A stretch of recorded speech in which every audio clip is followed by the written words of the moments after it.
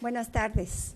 Soy la doctora Margarita Mejía, médico de base de allá del Hospital General, en el servicio de nefrología, y tengo el gusto de otra vez estar aquí, en nuestra Facultad de Medicina. Casi todos vienen de aquí de la facultad, ¿no? ¿De dónde vienen? ¿De qué otras escuelas? ¿De dónde? De Tamaulipas. ¿De dónde más? Iztacala. Bueno, pues también es la buena. ¿Qué más? De Puebla. Muy bien. Morelia. Muy bien. Morelia es uno de los primeros lugares donde se empezó a dar la clínica de nefrología hace muchos años. ¿Sí? Sí. No en todos lados. La Facultad de Medicina tiene 2 años de haber estrenado nefrología, tiene poco tiempo. Entonces, y es básico esta clínica, porque hay muchos padecimientos que vamos a ver. Bueno, aquí me toca ver con ustedes 2 padecimientos de lo más frecuente que llevan a mucho paciente a la insuficiencia renal terminal. Y estamos pues en un país donde no hay muchos recursos económicos para poder atender a toda la gran población que tenemos aquí en México de estos pacientes. Vamos a ver cuál es el objetivo de ver diabetes. Todos ustedes ya saben diabetes mellitus. Creo que saben ustedes las bases de lo que es la diabetes, los tipos de diabetes que pueden llevar también a este tipo de problemas. Vamos a ver que la diabetes tipo 1 y tipo 2 es una gran amenaza mundial de la salud, y esto es porque se mueren 4 millones de pacientes con diabetes mellitus anualmente a nivel global. Vamos a ver que el principal responsable es la insuficiencia renal crónica. Además de que saben que tiene una alta mortalidad la diabetes mellitus, con todas sus complicaciones, como es la maurosis, los ataques, las complicaciones cardiovasculares, las amputaciones y sobre todo los que se quejan de la carga económica, pues son los gobiernos para poder manejar a tanto paciente con insuficiencia renal. Vamos a ver que el 7% de la población adulta tiene diabetes mellitus a nivel global. Vamos a ver, y esto para que ustedes vean la repercusión tan importante que es tratar de frenar la producción que tenemos de pacientes con diabetes mellitus aquí en México. Esto es a nivel global, a nivel mundial. En 1985 se reconocían 30 millones de pacientes con diabetes mellitus. Para irnos más pronto, vean, en el 2009 hay más de 300 millones de pacientes entre 20 y 60 años de edad con diabetes mellitus, de los 2 tipos de diabetes. En el 2013 hay más de 370 millones de diabéticos. ¿Qué nos espera en el 2030? ¿Qué cantidad de diabéticos si no frenamos este padecimiento? Que de hecho van a ver ustedes que sí hay posibilidades de frenarlo. Entonces, esto lo considera la Federación Internacional de Diabetes, que es una epidemia, y esto es más que nada una emergencia sanitaria a nivel global.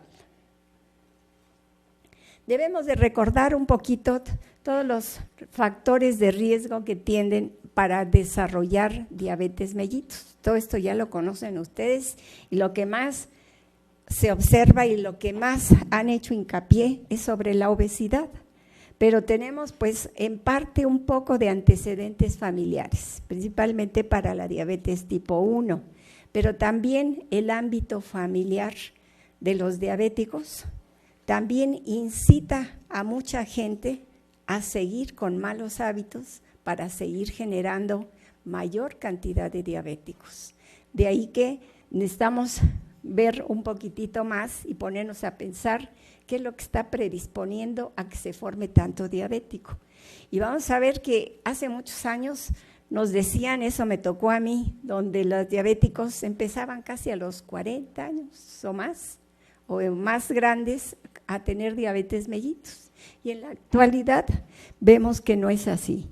Vemos que hay pacientes que hasta menos de 20 años y empiezan con diabetes mellitus.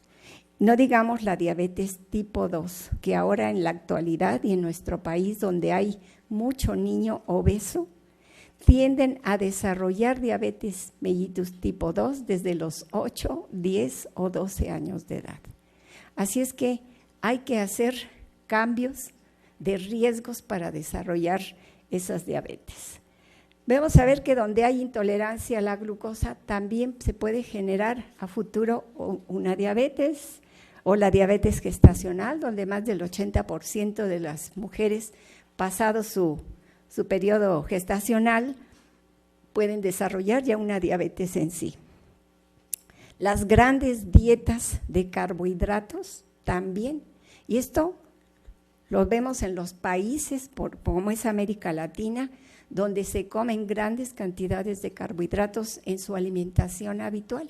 Entonces debemos de modificar los cambios de vida.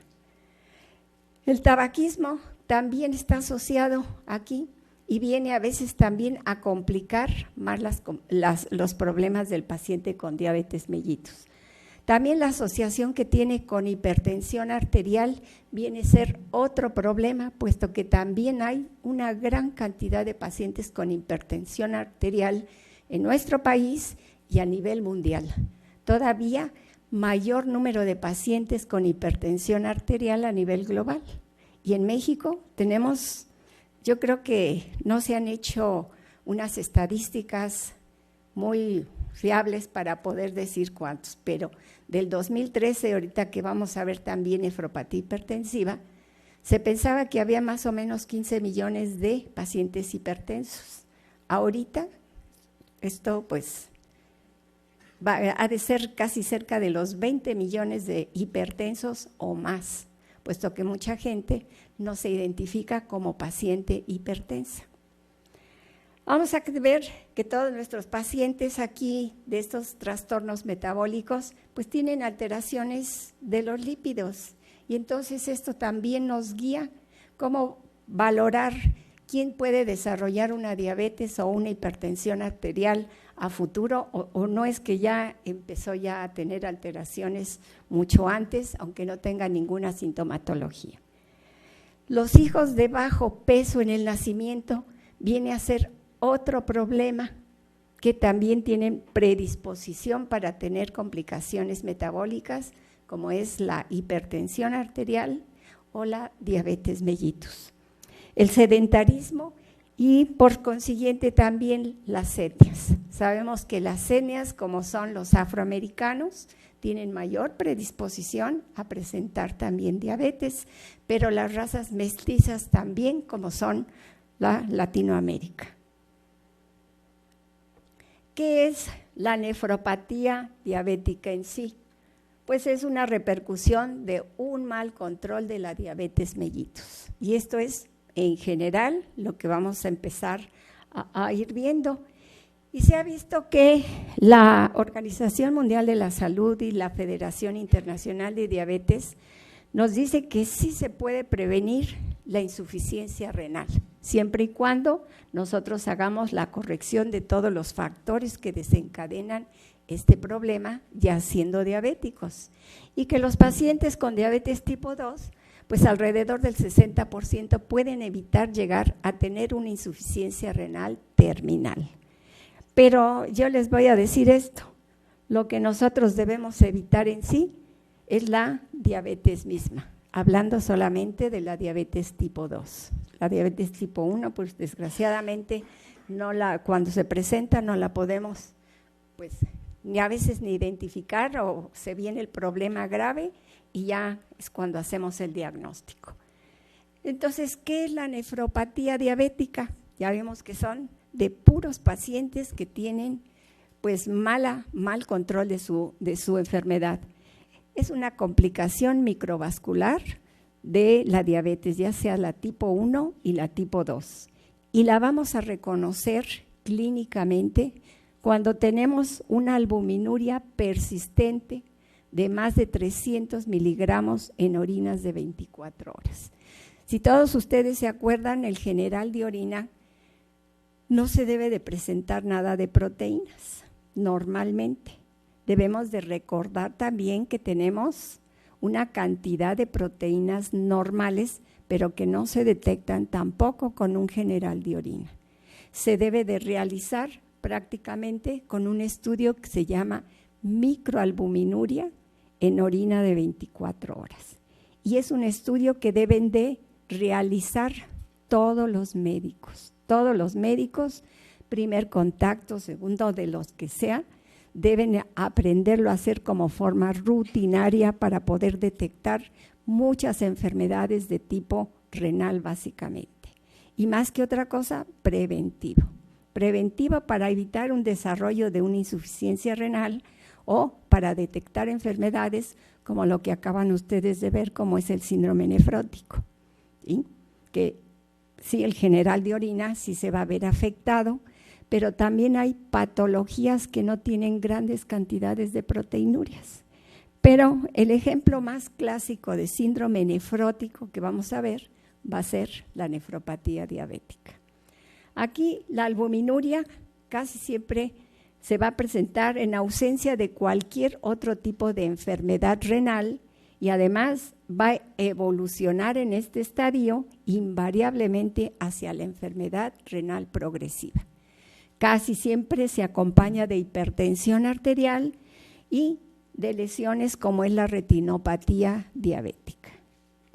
Así es que pueden ustedes hacer también diagnósticos haciendo un fondo de ojo y nosotros podemos hacer desde ahí también identificar un problema. De hecho, nos dicen que el fondo de ojo es el espejo de lo que está sucediendo a nivel renal, que también es microvasculatura.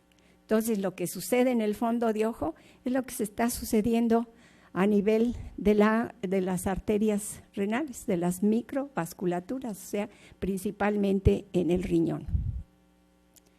Se reconoce históricamente a la nefropatía diabética desde hace mucho tiempo. De por sí la diabetes se conoce desde más de 3,000 años antes de Cristo.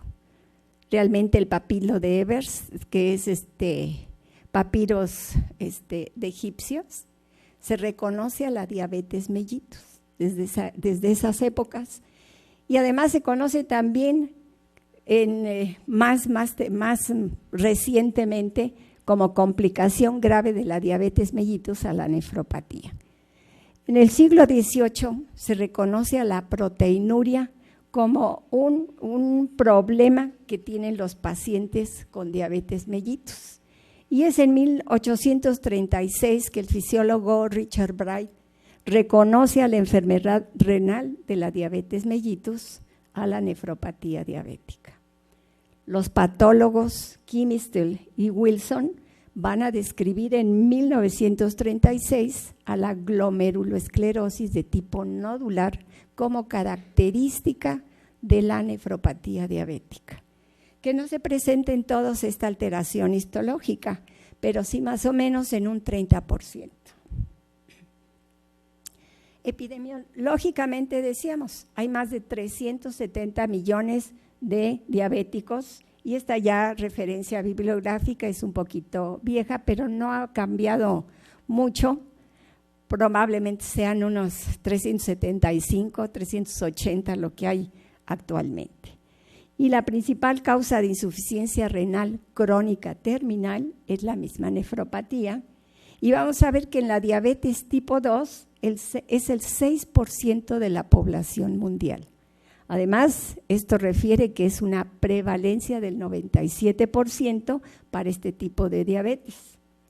Además, se reconoce una mortalidad muy importante a la diabetes tipo 2 con nefropatía, que es 100 veces superior a los pacientes que no tienen ninguna diabetes mellitus. Y la diabetes tipo 1, 40 veces superior su mortalidad en comparados con los no diabéticos. ¿Cuál es la incidencia de presentar enfermedad renal o nefropatía en el paciente diabético? En la tipo 1 va desde un 25 a un 45% para desarrollar esta nefropatía.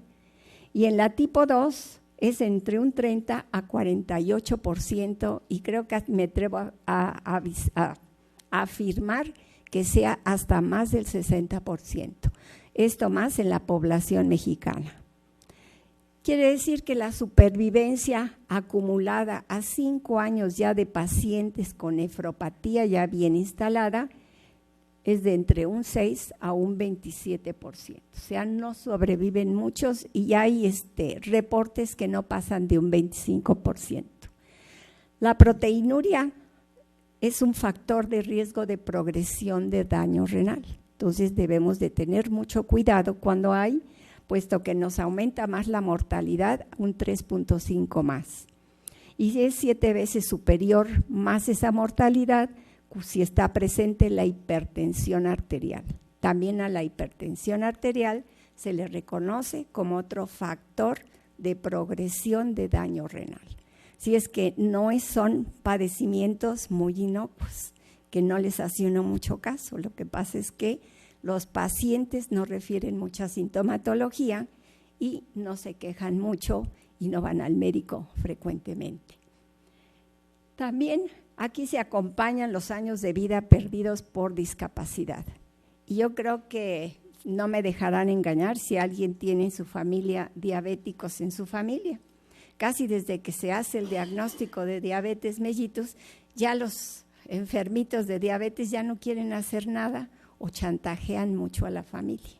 Siempre están tratando de ver qué ventajas sacan para hacer lo que quieren con sus tratamientos, y principalmente el tratamiento dietético. ¿Qué nos dice la Organización Mundial de la Salud? Pues que tenemos y nos proponen, pero así fehacientemente, el cambio de estilo de vida para evitar estas complicaciones. Aquí vamos a ver en esta gráfica los años de vida perdidos por discapacidad para la diabetes mellitus y para la nefropatía diabética, donde la América Latina está en un 5º lugar.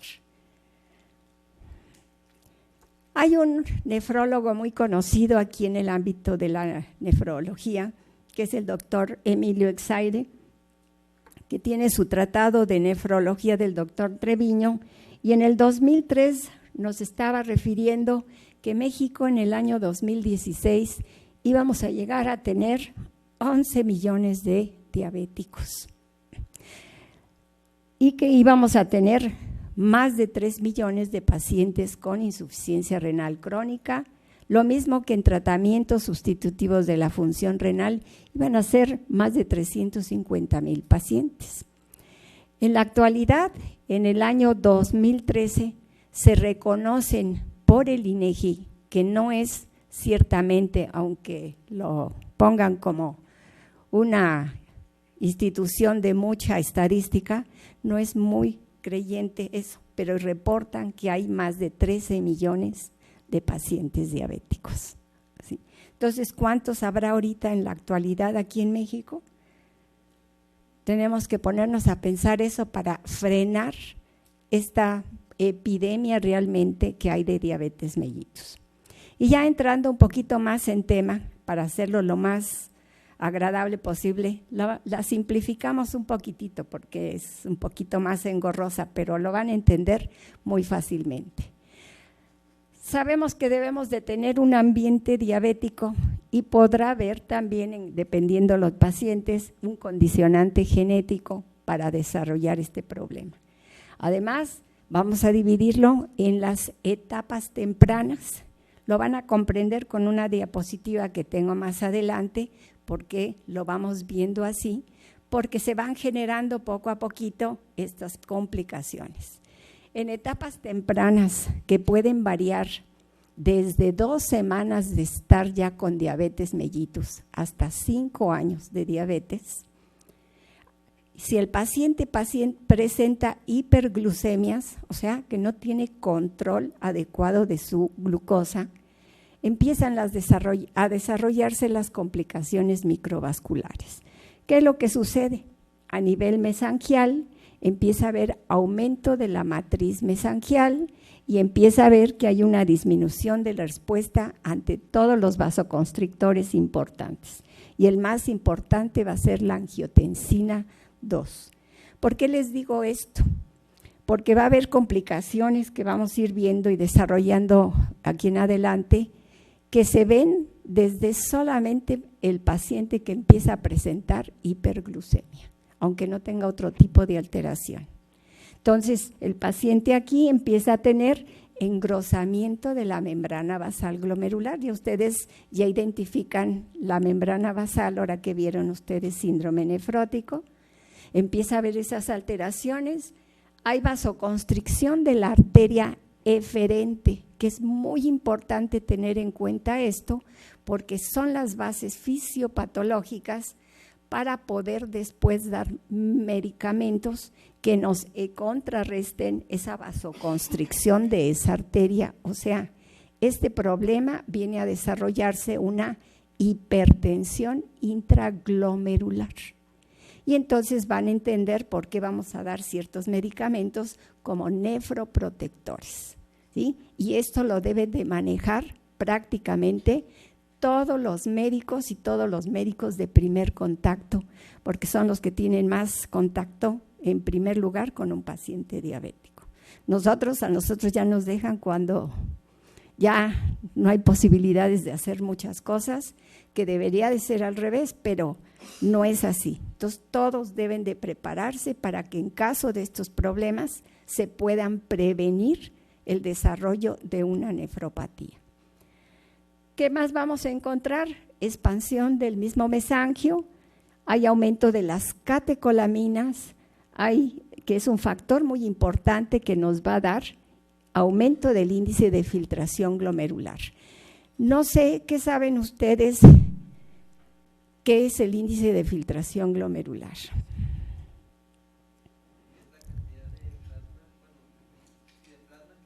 ¿Qué se? Sí. Y más o menos cuánto se hace en 24 horas, porque de ahí vamos a ir sacando muchas cifras. Son 180 litros en 24 horas. Y lo que va a recapturar los riñones para que se deseche como orina van a ser entre 1.600 a 1.800 mililitros de orina en 24 horas. ¿Qué saben de depuración de creatinina? Y esto lo tenemos que hacer un paréntesis aquí, porque casi todas las patologías lo presentan. El síndrome nefrótico en las glomerulopatías tienen hiperfiltración glomerular y es un factor de progresión de daño renal. Entonces, yo necesito que todos hablemos el mismo idioma. ¿Qué es depuración de creatinina? Ya, entonces, más o menos, tuviste qué es el índice de filtración glomerular. Como no podemos hacer ese estudio frecuentemente en la clínica, se ha simplificado con otro estudio, con otra sustancia que podemos manejar como índice para ver como marcador de función renal, que es la creatinina. Y esa creatinina se elimina casi completamente por vía renal. El índice de filtración glomerular se hace con otras sustancias como es la inulina, que es así, se saca completamente el 100% a nivel renal. Pero como los pacientes tienen musculatura, cada uno es diferente, unos gorditos, otros flaquitos, unos más ponchaditos de músculos, otros más delgaditos. El metabolismo del ácido láctico de los músculos va a desencadenarse hasta llegar a producir creatinina. Y el riñón es capaz, cuando funciona normalmente, de eliminarlos más del 95% a nivel renal. Entonces es un buen marcador para que nosotros tengamos un parámetro para función renal. Y entonces lo normal de creatinina que se tiene, ¿sí lo saben? No, la creatinina es de 0.5 a 1.2, 1.1, 1.2, ya 1.3, es más 1.2 ya es cuidado, algo está pasando por ahí en esos riñones y hay que buscar causas. Entonces es de 0.5 a 1.1 miligramos por decilitro. Y la depuración de creatinina, ¿cuál es lo normal? porque ahorita, por eso hago este paréntesis, porque esto lo van a entender ahorita fácil.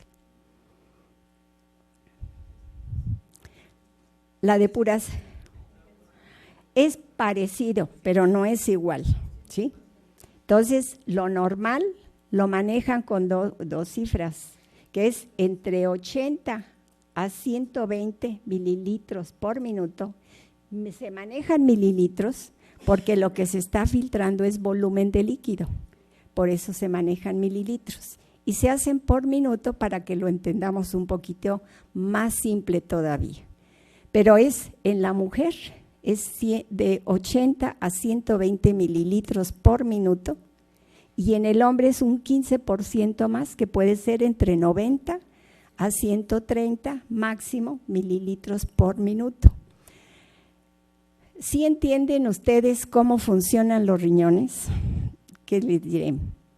Tenemos 2 millones de nefronas, aparentemente. Académicamente vamos a manejar 1 millón de nefronas por cada riñón.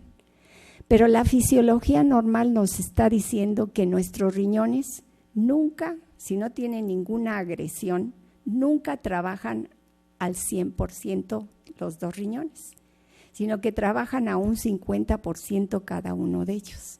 Si lo vemos por porcentaje, le vamos a dar un 50% a cada uno de los riñones para tener un 100%, ¿sí? También nos los pueden referir los laboratorios con porcentaje. Entonces, de esto se trata. Cuando hay hiperfiltración glomerular, ¿qué entienden ustedes por eso? Que se echan a andar, a caminar, más número de nefronas.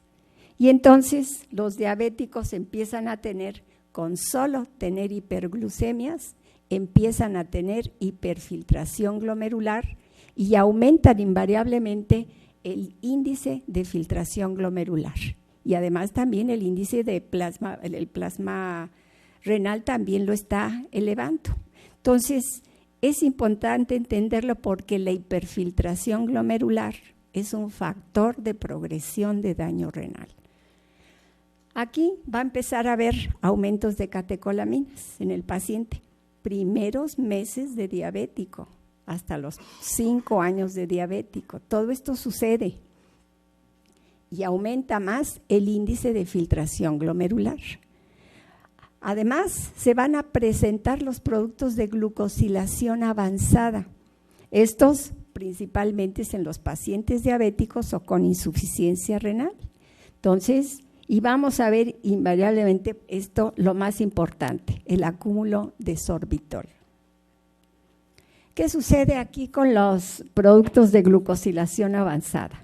1, la hiperglucemia crónica se va a asociar a todos los aminoácidos libres y además o con proteínas tisulares para desencadenar y producir la acumulación de todos esos productos de glucosilación avanzada, que además se combinan con colágeno tisular y con factores de crecimiento tumoral F, beta y con genes de colágeno. ¿Qué va a suceder a nivel dentro del riñón? Va a haber alteraciones de vía de transducción de la matriz extracelular y promueve todo esto la aparición de los defectos microvasculares. Además va a haber aumento de la síntesis de citoquinas que vienen a agravar más el problema de inflamación y además de hormonas, va a haber un desprendimiento de hormonas y radicales libres y va a haber más alteración de las proteínas tisulares. Esto es lo que nos va a iniciar las complicaciones microvasculares de la diabetes mellitus. Además, el exceso de glucosa, cuando interviene la lactolasa reductasa, nos va a dar una gran cantidad de sorbitol. Y además no se va a desechar sus metabolitos muy importantes del sorbitol, que es el mioinositol. Y el sorbitol se le ha declarado en la actualidad como el principal causante de los daños celulares endotelio, aglomérulos y túbulos en la nefropatía diabética, ¿sí? Si nosotros revertimos este efecto, puede que haya disminución de todas las alteraciones que tiene a este nivel. ¿qué más vamos a encontrar con la hiperfiltración glomerular? Se va a estar presentando, dependiendo los grupos de estudios que se refieran, en más del 40% de los pacientes con diabetes mellitus. Eso quiere decir que es más del 40% de pacientes que no tienen control de glucemias. Además, todas estas alteraciones tempranas debemos de recordar que es la génesis de la progresión de la misma nefropatía y que van a influir para que posteriormente tengamos aumento de la presión arterial. Todos nuestros pacientes que tienen nefropatía van a desarrollar hipertensión arterial, además de presión o hipertensión intraglomerular. Y estas alteraciones son los que van a aumentar más, que haya más engrosamiento de la membrana basal glomerular, más esclerosis glomerular y además mayor expansión mesangial. Además empiezan a agregar otras hormonas que van a causar más hiperfiltración glomerular, o sea, es una cadena de factores que van a hacer que se complique más el paciente con diabetes mellitus.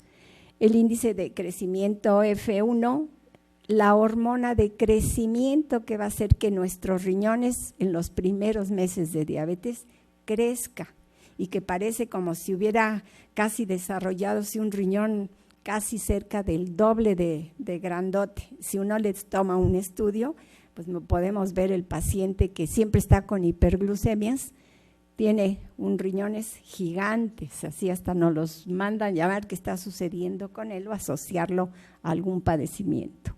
Además, el glucagón, sorbitol y los mismos productos de glucosilación, más las catecolaminas y prostaglandinas vasoconstrictoras, van a dar más hiperfiltración glomerular. Por eso es que era importante que habláramos de hiperfiltración glomerular. ¿Hasta dónde aumenta esa hiperfiltración glomerular? Vamos a ir viendo que puede ser un 25 a un 50% y aún más de lo normal de cada paciente con diabetes mellitus, dependiendo el número de nefronas que tenga cada quien. Además, vamos a encontrar en etapas tempranas que hay aumento de la reabsorción proximal de sodio, hay aumento de la retroalimentación tubuloglomerular que va a producir posteriormente en los primeros años, puede ser 2, 3, 5, 6, 7 años, la aparición de microalbuminuria, otro factor de progresión de daño renal. ¿Qué otras alteraciones hemodinámicas vamos a ir presentando, vamos viendo en estos pacientes? Que hay otras hormonas vasoactivas intrarrenales que van a aumentar más la presión intraglomerular, aumentando más la esclerosis intraglomerular. Y estos, en un principio, los primeros años de diabetes mellitus mal controlada, hay disminución de la renina plasmática, pero esto, por consiguiente, en lugar de aumentar las alteraciones de otro tipo, nos aumenta el índice de filtración glomerular y nos aumenta también el flujo plasmático renal. Además, sumado al resto de otras hormonas que también van a aumentar la presión intraglomerular. Hay factores genéticos que sí tenemos que seguir recordándolos en la diabetes mellitus. Y esto es, que hay pacientes que tienen herencia para desarrollar nefropatía también. En las familias diabéticas tienen más facilidades a desarrollar nefropatía, pero además también hay varios grupos, varias etnias. Por ejemplo, tenemos a los indios Pimas, que son indios americanos que están en Arizona, y donde casi la mayor parte de estas poblaciones son pequeñas, pero la mayoría de ellos son diabéticos, pero también con un índice muy alto de desarrollar nefropatía diabética. Además, tenemos que asociar todo esto a determinados locis, como es el alelo GB 3825T, que se asocia mucho con la diabetes tipo 2. Y además recordar que hay un aumento del cotransporte sodio-litio y que hay un polimorfismo muy importante del gen receptor de la insulina y de la enzima convertidora de angiotensina, que le supone muchas complicaciones en estos pacientes. ¿Cuáles son los factores de riesgo de la nefropatía diabética? Ya mencionamos ya varios que sumados, pues todavía el paciente con más facilidad cae en el problema de la nefropatía. La hiperglucemia, la hipertensión arterial, el tabaquismo, aquí es muy importante, la hiperfiltración glomerular, la microalbuminuria también, y el tiempo de evolución también de un paciente diabético. Hay pacientes que pueden durar más de 30 años sin llegar a presentar ningún problema cuando se cuidan y después empezar a tener datos de nefropatía. Y por eso pues le supone uno una susceptibilidad genética a tener. Y también lo mismo, hay varias etnias como son los afroamericanos o asiáticos o americanos nativos que tienen más predisposición a desarrollar también la nefropatía. ¿Qué pasa con el tabaquismo? Porque aquí el tabaquismo viene a complicar más a los pacientes con diabetes mellitus. De aquí que debemos de pedirle al paciente diabético que se olvide del tabaco. No sabemos si es más grave el tabaquismo, que ahorita que veamos cuál es la repercusión del tabaco, de por sí hay nefropatías causadas por el mismo tabaquismo. Entonces, súmenselos a la diabetes mellitus, va a complicar más a estos pacientes. Se ha encontrado que hay nuevos factores de progresión de daño renal en la diabetes tipo 2. Se ha encontrado que hay mayor disfunción endotelial, que hay mayor anormalidad del tono vasomotor y que se encuentra mayor estrés hipóxico en estos pacientes y que además hay mayor producción de productos de glucosilación. Además, se ha encontrado que hay alteraciones de los vasos preglomerulares, como son la arteria aferente y eferente. Esto también se ha encontrado que hay una asociación muy importante en el grosor de la membrana basal y el tabaquismo. Quiere decir que a mayor engrosamiento de la membrana basal glomerular puede haber mayor excreción urinaria de albúmina. Pero el problema mayor es que no nos va a dar una hiperfiltración glomerular, sino que aquí va a truncar eso rápidamente y va a hacer que se disminuya el índice de filtración glomerular. O sea, va a acortar más la vida de los glomérulos el tabaquismo. ¿Qué más alteraciones tempranas tenemos de la nefropatía diabética? 5 o 6 o 7 años de diabetes mellitus.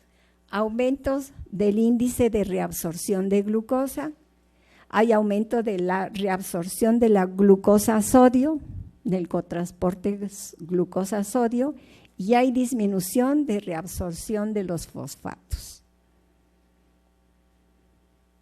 O sea, también hay alteraciones de tipo tubular y también clínicamente podemos tener tubulopatías como datos de una nefropatía diabética.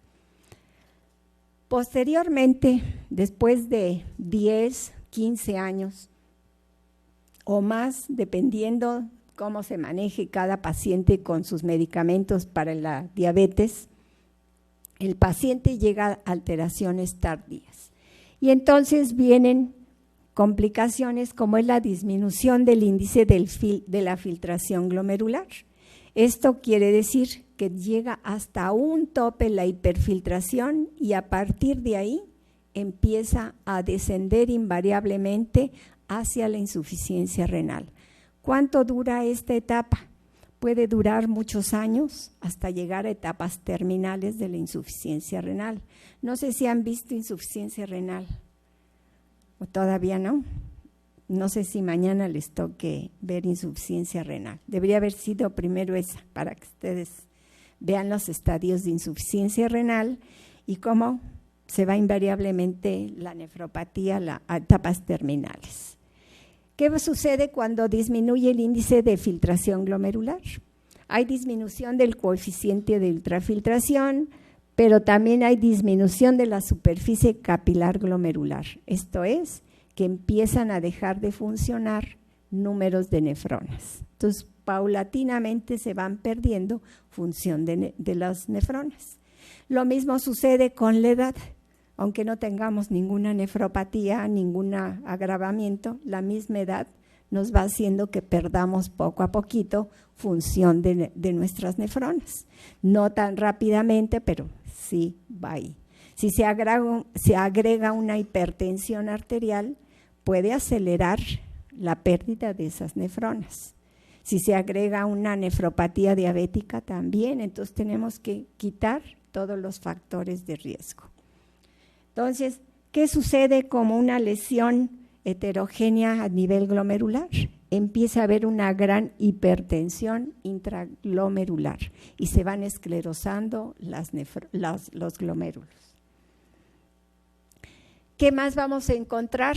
Ya vimos que al principio encontramos microalbuminuria y debemos de estar detectando a todos los pacientes diabéticos ese grado de microalbuminuria para tratar de ayudar y revertir esa microalbuminuria para que no haya progresión del daño renal.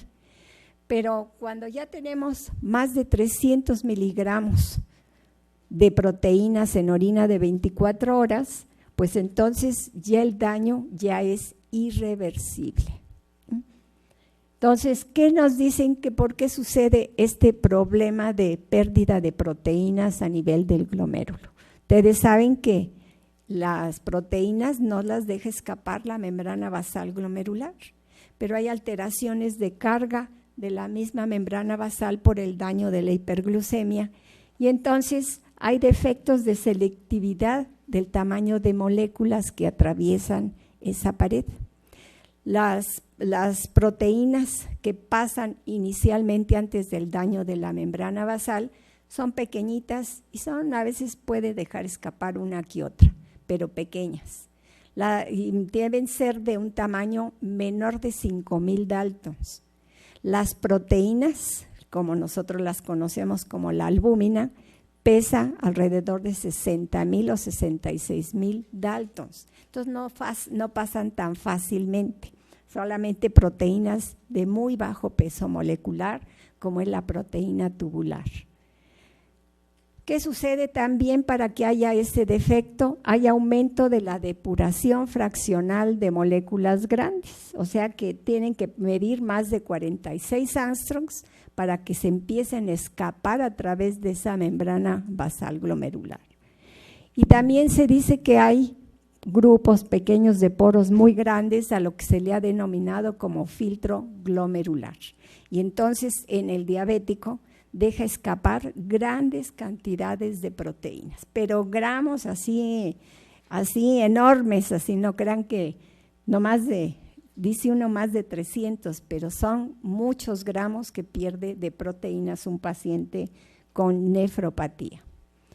¿Qué más se va a ir agregando como efecto tardío, como complicación tardía? La presencia de hipertensión arterial. Y aquí les diré, todos nuestros pacientes con nefropatía ya bien instalada van a desarrollar hipertensión arterial. Entonces se agrega otra complicación más a su problema de glucosa. ¿Cómo se produce esta hipertensión arterial? Básicamente, principalmente por expansión de volumen, y esto lo que nos va a causar es aumento del volumen plasmático y aumento del volumen extracelular, para que tengamos un aumento del volumen minuto, lo que se va a traducir en presencia de hipertensión arterial. Y va a haber mayor aumento de reabsorción tubular proximal de sodio, lo que nos va a dar que haya una hipertensión arterial más sostenida. Entonces, es una hipertensión arterial de tipo secundaria, ¿sí? Y de más difícil control. Al principio no tanto, pero se va a ir agravando más en los pacientes. ¿Qué sucede si no tenemos un buen control de la hipertensión arterial? Si todavía no hay nefropatía como tal, va a acelerar la aparición de la nefropatía. o si ya la tenemos, lo que nos va a dar es una mala evolución de la misma. Si está agregado el tabaquismo, las complicaciones todavía son mayores, puesto que aumenta el riesgo de desarrollar la microalbuminuria en los pacientes con diabetes mellitus. Aquí podemos englobar toda la historia natural de la nefropatía diabética, donde vemos que al principio es el ambiente diabético, después los primeros años puede haber microalbuminuria que la deben de detectar obligadamente en todos los pacientes diabéticos. No nada más la microalbuminuria, sino su depuración de creatinina. Porque al principio podemos no tener datos bioquímicos que nos indiquen nada, solamente la depuración de creatinina y la microalbuminuria. Posteriormente, con los años, la evolución es a la proteinuria o ya el daño de una nefropatía bien instalada que ya se va invariablemente hacia el deterioro progresivo de la insuficiencia renal. Y Mogensen desde los años 70 nos ha dado esta estructura de estos estadios de la nefropatía diabética, que no siempre van de la mano de la depuración de creatinina. Entonces, no siempre van con el daño renal que va teniendo de su función del paciente renal. El estadio 1, ya lo identifican ustedes un poquito más, hay hiperfiltración glomerular e hipertrofia renal. En el estadio 2 hay lesión estructural, pero no hay alteraciones funcionales. Esto es, que no hay alteraciones bioquímicas que nos digan una química sanguínea va a salir normal siempre. No nos está diciendo que está alterada la función renal. En el estadio 3, salud, hay presencia de microalbuminuria. La microalbuminuria que va desde 0.05 a 0.3 miligramos por día, o más o menos son menos de 20 a 200 microgramos por minuto.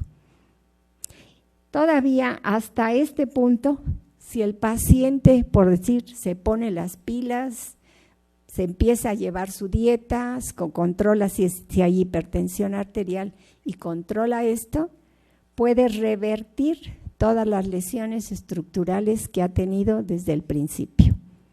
Si no lo hace, pasa al estadio 4, donde ya tenemos ya una nefropatía ya bien instalada y ya no podemos revertir los daños en estos pacientes. El paciente va invariablemente ya a la insuficiencia renal terminal y aunque hagamos y demos medidas nefroprotectoras, ya el paciente no podemos ya revertir las lesiones estructurales. Entonces sí tenemos un buen tiempo para poder manejar a nuestros pacientes y que no lleguen a daño ya bien instalado. En esta gráfica la van a entender ahorita mucho mejor. Del lado izquierdo tenemos el índice de filtración glomerular, del lado derecho los grados de microalbuminuria que pueden presentar los pacientes. En el inciso de abajo tenemos los años de evolución de diabetes mellitus y cómo se va a ir dividiendo los 5 grados, los 5 estadios de insuficiencia, de nefropatía diabética. Los primeros 5 años hay hiperfiltración glomerular entre un 25 a un 50%. En la nefropatía incipiente, que así también se le denomina al estado de microalbuminuria, puede aparecer la hipertensión arterial o puede no aparecer hasta posteriormente, pero invariablemente se va a presentar, aunque sea en forma más tardía. Ya teniendo la nefropatía ya bien instalada, el paciente va a tener un síndrome nefrótico clásico, con todos los signos y síntomas que acaban ustedes de ver, previos más que nada al síndrome, que son proteinuria de más de 3 gramos de albúmina en orina de 24 horas, hipoalbuminemia, hipercolesterolemia o hiperlipidemia de cualquier tipo, y puede haber edema o no haber edema. ¿Sí? Ahora no quiere decir que en un paciente diabético también se pueda agregar algún problema de tipo glomerular todavía superpuesto a una nefropatía diabética. ¿Cuánto tiran en general un paciente ya con nefropatía diabética? Tiran alrededor de 6 a 8 gramos de albúmina en orina de 24 horas. Pero cuando empezamos a notar que empiezan a tirar 12, 15, 20, 25 o 30 gramos, que es una cantidad enorme de proteinuria que tienen estos pacientes, nos obligamos entonces a realizar biopsia renal y vamos a encontrar con mucha facilidad en ellos que tienen alguna glomerulopatía agregada a su problema de nefropatía diabética. O sea que tenemos que tomar muy en cuenta esto porque es muy frecuente estas complicaciones. ¿Con qué frecuencia? Desgraciadamente, por ejemplo, en el Hospital General la hemos encontrado más bien, como se hacen muchas autopsias, pues entonces en alrededor de unas 4,000 autopsias se ha encontrado que el paciente con nefropatía diabética, más o menos entre ellos, que será un 22% de estos pacientes que se han autopsiado, tienen alguna glomerulopatía agregada, pero desgraciadamente se les encontró por autopsia, pero lo puede uno identificar todavía en vida de estos pacientes, ¿sí? No es necesario que se muera el paciente, ¿sí? Aquí vamos a ver qué es la disminución de la tasa de filtración glomerular en pacientes que tienen albuminuria y diabéticos. O sea, sí va a referirse complicaciones entre la diabetes tipo 1 y la diabetes tipo 2. Los que tienen normoalbuminuria, para esto también, y ya son preguntas del examen, ¿cuál es lo normal de microalbuminuria? Lo normal.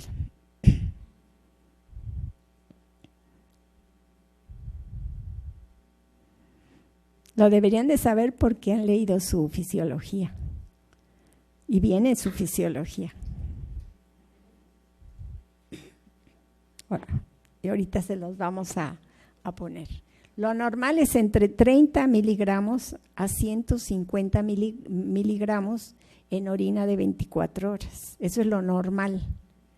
Y generalmente, casi siempre son proteínas de origen tubular, de bajo peso molecular.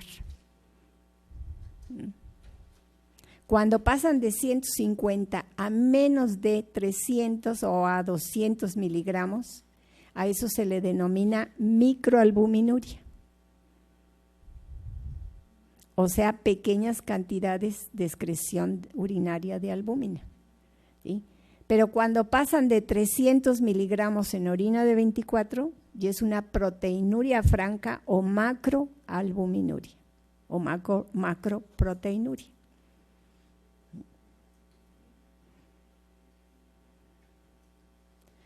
¿Qué necesitamos para evitar todas estas complicaciones? Una, mejorar la calidad de vida, retrasar el inicio de la nefropatía. Ya dijimos que sí es posible evitar la presencia de diabetes, pero ya teniéndola hay que establecer el diagnóstico precozmente de la nefropatía. ¿Cómo lo vamos a hacer?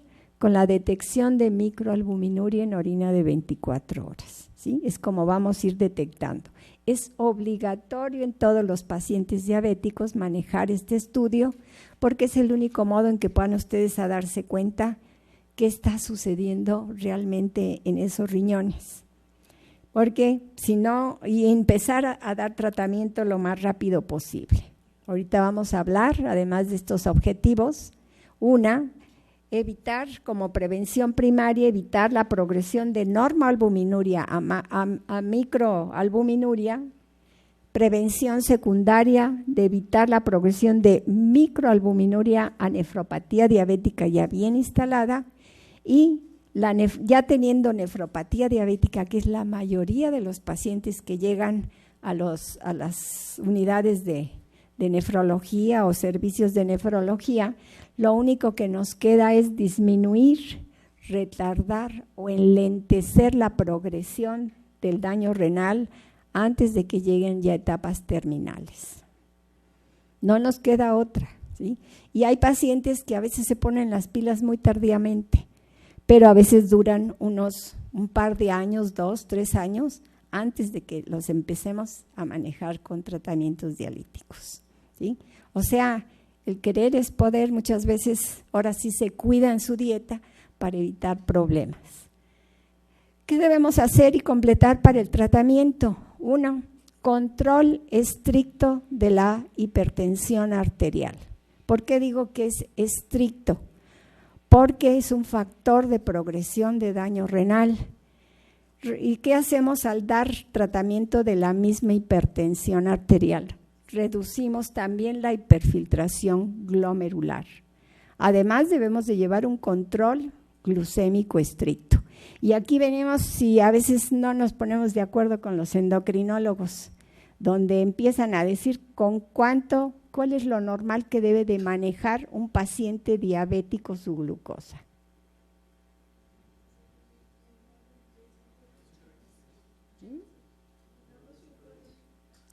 Entre 80 y 110 de glucosa, ¿sí?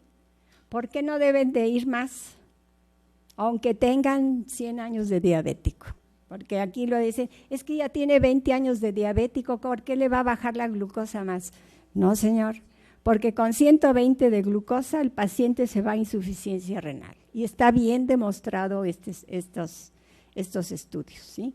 Así es que cuidado, al paciente diabético tiene que manejar cifras más conservadoras, entre 80 y 110 miligramos por decilitro, ¿sí? Y enseñarlos que también en el día pueden estar aumentado mucho su glucosa con lo que estén comiendo. Por eso ahora se hacen controles en el día, ya sea con sus tiras reactivas, para que estar viendo. Y si comen alimentos que le suben el azúcar, debe de realizarse con glucómetro a las 2 horas cuánto subió más su glucosa. Yo a veces les demuestro ahí, con 3 tortillas que se come el diabético, si tiene 150 de glucosa, les pueden llegar a 400 miligramos de glucosa en el día. Entonces, se cuidan en otras horas para amanecer tempranos bien y en el día andan con 500, 600 de glucosa. Entonces, realmente vienen problemas por falta de mal control en el tratamiento de su alimentación. Debemos enseñarles lo que son los alimentos sanos, básicamente. Los alimentos sanos, el único alimento sano que se le quita a un diabético son las frutas, ¿sí? Y las frutas, el día que puede comer una fruta es porque tiene su azúcar dentro de lo normal o baja. Entonces, aprovechar si le bajó el azúcar, cómase una fruta, no una cantidad excesiva. Todo es en raciones, para que no suba demasiado esa glucosa, ¿sí?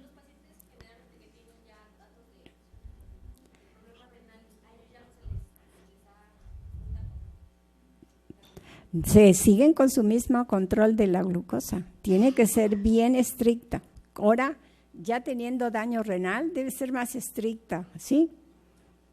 Sí. Dietas hipoproteicas. ¿Por qué damos dietas hipoproteicas?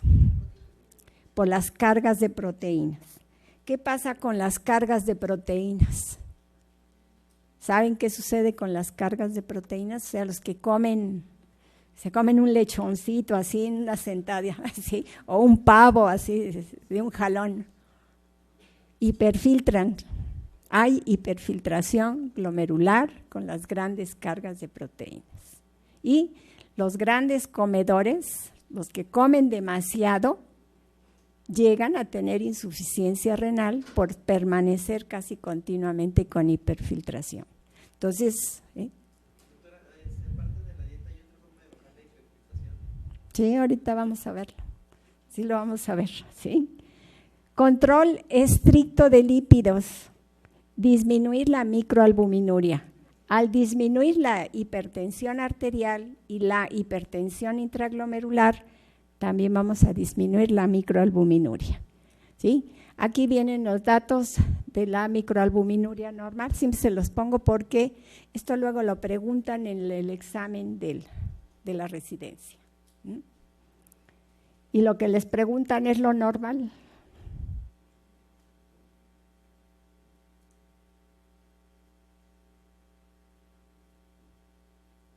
Y esto va para muchas enfermedades renales, ¿sí? No nada más la nefropatía diabética.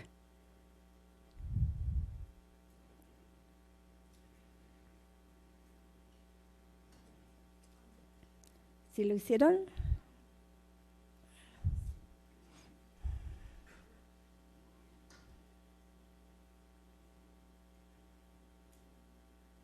¿Ya? ¿Qué debemos hacer en el control de la presión arterial? Las estrategias básicas va a ser disminuir la presión arterial sistólica. Acuérdense que es de la más complicada, que nos da complicaciones cerebrales importantes. Pero al mismo tiempo vamos a disminuir la presión intraglomerular y siguiendo los 3 objetivos: disminución de velocidad de progresión, disminuir la microalbuminuria proteinuria y disminuir la proteinuria utilizando inhibidores de la enzima convertidora y los inhibidores de receptores de angiotensina. A esto se le denomina nefroprotección. ¿Sí? ¿Y por qué? ¿Cuál es la función de los IECAS? Porque ahorita ya vimos la fisiopatología. A nivel de la arteriola eferente. Va a haber vasodilatación de la arteriola eferente, va a haber disminución de la hipertensión intraglomerular y además son antiproteinúricos, ¿sí? Entonces y todavía tienen más beneficios el uso de ellos cuando todavía se pueden utilizar. Acuérdense que no se utilizan cuando están más o menos ya con una insuficiencia renal avanzada, con unos 30 mililitros de depuración de creatinina. Se deben de suspender principalmente los IECAS y son más generosos todavía los árados, ¿sí? Para seguirlos manejando. Pero los utiliza uno como antiproteinúricos.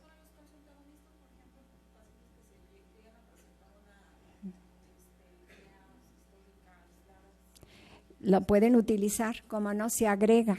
De hecho, ahorita que veamos nefropatía hipertensiva, los van a poder asociar todos los medicamentos. Tienen beneficios, cada uno de los antihipertensivos que se han manejado, todos, mejor dicho, tienen un cierto grado de disminución de proteínas, de proteinuria. Entonces, pero no todos, los que son más generosos son los IECAS y los árados, ¿sí? Pero los demás no, pero tienen sus bemoles en determinados momentos.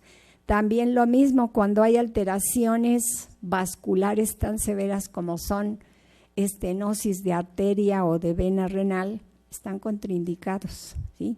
Dan isquemia renal, entonces hay que cuidarnos. Cuando tenemos 30 mililitros de depuración de creatinina, se suspenden.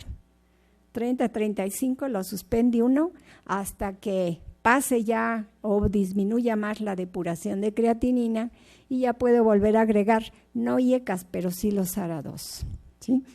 Porque van a seguir ayudándonos a que no tire grandes cantidades de proteínas. Además, acuérdense que la proteinuria es un factor de progresión de daño renal. Dentro de los tratamientos que vieron ahorita con el síndrome, ¿no si vieron tratamiento del síndrome nefrótico? ¿O no vieron? Son estos, en parte, son los ARA2 y los IECAS, ¿sí? Esos ya son inmunosupresores, que son los que van a evitar la inflamación ya del glomérulo, ¿sí? Pero como antiproteinúricos y como nefroprotectores, solo estos, ¿sí? Los inmunosupresores tienen sus bemoles, porque muchos de ellos son nefrotóxicos. Entonces, tiene uno que saber aplicarlos para nada más ayudar a la desinflamación de la alteración glomerular que esté presente, pero tiene uno que cuidar mucho al paciente. Pero es agregado, se les da todo, se les da sus inmunosupresores, se les da nefroprotección, En el diabético se da, si tiran muchas proteínas, se dan los dos, cosa que nos critican mucho los cardiólogos, que nunca se deben dar los dos juntos, ¿no? Pero me dejan de tirar muchas proteínas y se asocian los dos y se controla mejor la presión arterial. Entonces, puede uno utilizar los dos tipos de medicamentos, ¿sí? Y entonces nos ayudan, y si ustedes manejan mucho la depuración de creatinina, en muchos pacientes podemos ver que hay hasta mejoría de su función renal al dar nefroprotección, al quitar factores de riesgo, y de eso se trata, de que cuando todavía podamos dar nefroprotección, el paciente mejore su función renal, ¿sí? Entonces,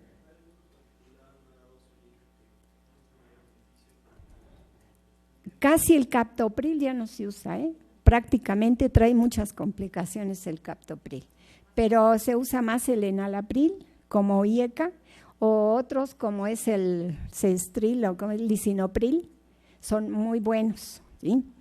Acuérdense que son retenedores de potasio, por eso es que tiene uno que cuidar ya con la insuficiencia renal, pero son más nobles los ARA2, ¿sí? Los ARA2 tienen como mejor resultado con ellos y los asocia uno para cuando hay mucha proteinuria. Y en el diabético lo usamos con mucha frecuencia los dos juntos, ¿sí? Y les va muy bien a los pacientes, eso es lo bueno. ¿Qué es lo que vemos en el control de la presión arterial? Debemos de cuidar también que vamos a ver que hay menos complicaciones de cardiovasculares cuando tenemos una disminución de la presión arterial diastólica. Pero en los diabéticos con proteinurias de más de 1 gramo en orina de 24 horas, se debe de manejar siempre estas presiones diastólicas menos de 80 milímetros de mercurio. Lo ideal es que estuvieran casi siempre aquí. El problema es que empezar con un paciente que tiene una hipertensión arterial muy severa y lo quieren manejar rápidamente a estos niveles, les va a costar mucho trabajo porque abandonan los pacientes el tratamiento porque se sienten muy mal. Están acostumbrados a andar en las nubes y no andan en internet, así es que más vale que les enseñe uno al paciente que no se va a sentir bien inmediatamente. El paciente se siente fatal, cansado, decaído, no tiene ganas de hacer nada si uno lo normaliza rápidamente. Háganlo paulatinamente. Si lo hacen paulatinamente, el paciente solito va a ir poco a poquito hasta los niveles que ustedes quieran llevarlo. Pero así si uno de un jalón los quiere llevar, a veces tienen 180 con 120 o 130 de diastólica, nos mentan todo, así, ¿sí? Me siento más mal con el medicamento que sin él y prefieren andar con la presión alta. Hay que explicarles qué causa. La hipertensión mata, y así se los digo yo a los pacientes. La presión bajita nomás taranta un poquito, pero no mata. Pero la hipertensión sí trae muchas complicaciones y agrava más la nefropatía en el paciente diabético. ¿Cómo vamos a completar más la hipertensión arterial? Pues aquí vamos a agregar, yo ya nada más la dita, sino que ejercicio regular en el paciente, aunque sea un paciente ya añoso, evitar el tabaquismo, no usar nefrotóxicos, esto es importantísimo, no usarlos, entre ellos los aminoglucósidos y además los AINES, los antiinflamatorios no esteroideos, porque los médicos tienen desgraciadamente, superabusan de estos medicamentos que son sumamente nefrotóxicos y enviar al paciente lo más rápido al especialista. ¿Cuáles son las recomendaciones entonces finales como conclusión? Detección precoz de microalbuminuria. Todos sus pacientes diabéticos, por lo menos una vez al año, deben de tener una microalbuminuria y una depuración de creatinina. Utilización precoz de los IECA y ARA2, aunque no tenga hipertensión arterial. Se dan en dosis pequeñas. Si ya hay nefropatía diabética, podemos iniciar los tratamientos sustitutivos cuando tiene una depuración de menos de 10 mililitros por minuto. Y los pacientes diabéticos también no están excluidos de trasplante renal, pero buscar un paciente diabético que tenga poca repercusión micro y macrovascular es muy difícil. De aquí que casi la mayor parte de los diabéticos no se trasplantan. Y cuando se realiza, lo que se debería de hacer es el trasplante de páncreas-riñón, que es muy difícil porque pues prácticamente casi es de donador cadavérico lo que tendríamos que estar pensando. Y además acordarnos siempre del cambio de vida, es indispensable para evitar mucho la progresión de estas complicaciones, ¿sí? Y pregúntense siempre si es prevenible la diabetes, ¿sí? Claro que se puede prevenir. Y la nefropatía con más razón, ¿eh? Muchas gracias, ¿sí?